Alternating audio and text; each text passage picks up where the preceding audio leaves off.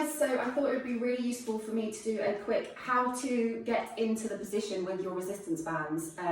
There's loads of great videos on Instagram about how to use these bands to kind of do lower body exercise movements, but there's not a huge amount of videos on how to actually get into the position in the first place. So that's why I thought I would just go through sort of my top 5 movements and how to get into position using the band. So the first one is a resistance band sumo squat. So you're going to want to take a long resistance band.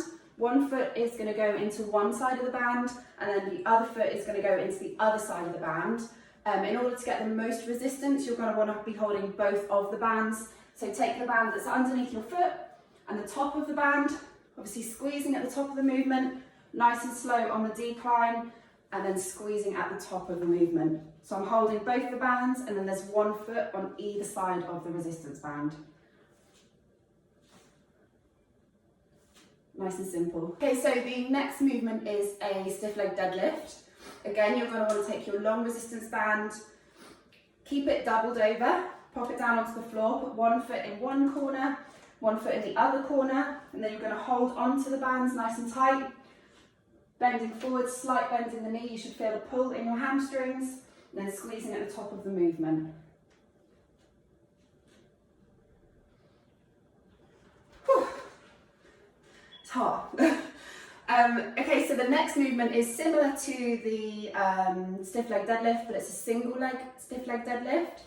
So again, you're going to take the band doubled over, pop it under one foot, then pop your hand directly under both of the bands, and I like to use the other hand as well just to make sure I don't let go of it and flick myself with the band.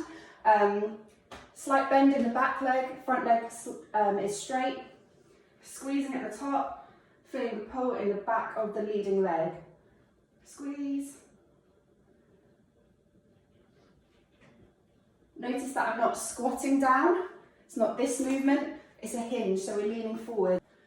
This is surprisingly hard work. I'm sweating right now. Okay, so the next one is our resistance band squat.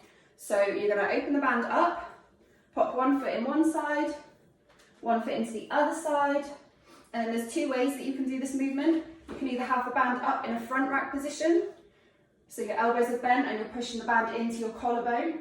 Then we're going to squat forward here. Alternatively, you can pop up over your head and hold it across your shoulders. I find this one a little bit uncomfortable with my wrists, so I prefer it in a front rack position, but this is how I'm seeing it done on Instagram mostly, so maybe you guys might have seen this one. So then you're going to hold it across your shoulder blades, keep your elbows reasonably high, and then we're going to go straight into our squat from this position. Okay, so for me, a glute bridge or a hip thrust is going to be the hardest movement to replicate with a resistance band. Ideally, your glutes need quite a lot of weight in order to fire up, but obviously we've got to do what we can do with what we have. So I'm going to do a quick demo on a couple of ways of doing a glute bridge. So you're going to pop your bum down. The first way would be to hook the band underneath your feet, like this. Lying back down, popping the band across your hips, trying to keep your feet sort of shoulder width apart. Then you're going to use the resistance from your feet to push your hips through at the top of the movement. In all honesty, there's not a huge amount of resistance, but again, it's better than nothing. Alternatively, which is what I've been doing, is you can keep the band straight across like this, and then use your hands to hold the band down and push against the resistance here. It's a little bit harder on your wrists, but in my opinion, there's a little bit more resistance. Okay, so hopefully that's really helpful.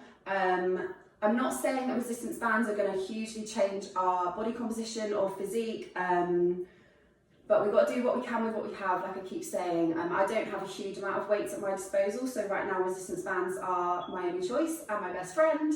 So make the most with what you have. Hopefully the video's been informative for you guys, and I look forward to seeing you all back in the gym as soon as we can.